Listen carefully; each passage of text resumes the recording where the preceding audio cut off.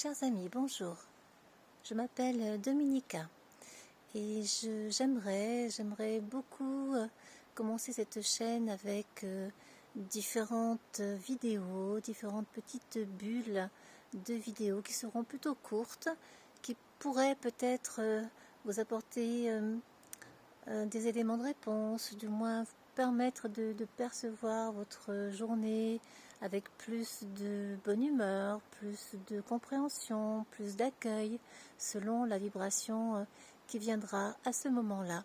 Alors parfois ces vidéos seront axées sur l'astrologie, parfois sur la numérologie, parfois sur le tarot, selon mon intuition du moment, selon ce qui m'inspire. Aujourd'hui, j'étais inspirée par la vibration des nombres de la journée, surtout de la journée de demain, parce que celle-ci étant presque terminée. Alors demain, nous serons le 2 septembre 2021. Et si on rajoute chaque élément, on tombe sur le 16. Nous avons le 16 qui donne forcément le 7, en ajoutant le 1 et le 6. Alors le 16, si on prend ce premier nombre sans le réduire, c'est en numérologie karmique tibétaine, c'est l'équivalent en quelque sorte de l'affect, c'est-à-dire c'est une dette karmique pour les Tibétains. Le 16, c'est ce à quoi on s'accroche, ce à quoi on tient, qui vient nous affecter, qui vient vraiment presque nous posséder dans nos émotions et nous déranger. C'est ce à quoi on a vraiment accès dans notre être intérieur, dans notre manière d'être, de vivre avec les autres, de créer la relation avec l'autre. Et quand on est trop affecté, eh bien parfois, malheureusement, cela déborde, les émotions débordent. Mais le 16 apportant le 7, c'est là qu'il faut justement aller chercher plus de calme dans cet affect, plus de tranquillité et plus de sérénité intérieure. Cela suppose en fait d'être dans l'introspection, dans la recherche intérieure, dans la recherche de l'accueil, de la connexion avec soi-même, de ses besoins, de ses désirs, du moment, de ce qu'on ressent, de ce que le corps nous dit, comment est-ce qu'il s'exprime, quelle tension est-ce que cela va créer, etc.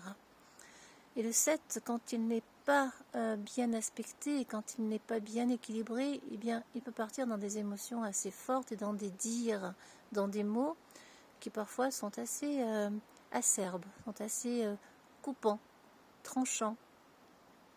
Et c'est là justement qu'il faut aller chercher ce besoin de calmer les choses et de laisser être plutôt que de vouloir faire.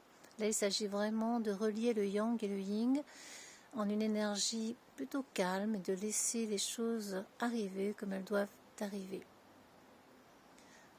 Alors pour demain, je vous invite vraiment à vous observer, à ressentir ce que veut dire votre corps, ce que disent vos émotions, comment vous les regardez, comment vous les observez, comment vous les accueillez.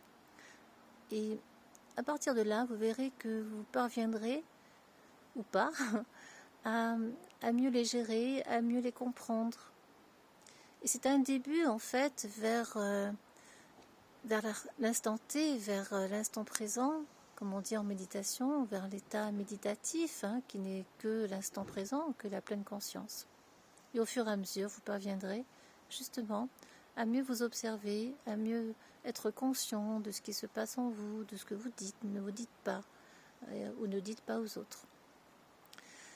Donc voilà, je vous invite à faire cela pour demain et à rester tranquille, zen, quoi qu'il arrive, à ne pas vous laisser entraîner par les émotions des autres ou par les événements extérieurs. Si vous êtes intéressé par ma chaîne, eh bien écoutez, je ferai diverses publications parfois, je ne sais pas encore quand, selon l'instinct du moment. Vous pouvez bien sûr dès à présent vous abonner et cliquer sur le petit pouce et sur la cloche toutes, donc abonnez pour pouvoir me rejoindre. En tout cas, merci pour votre écoute et j'espère qu'elle vous sera utile, qu'elle vous aidera dans vos vies, dans votre chemin de vie.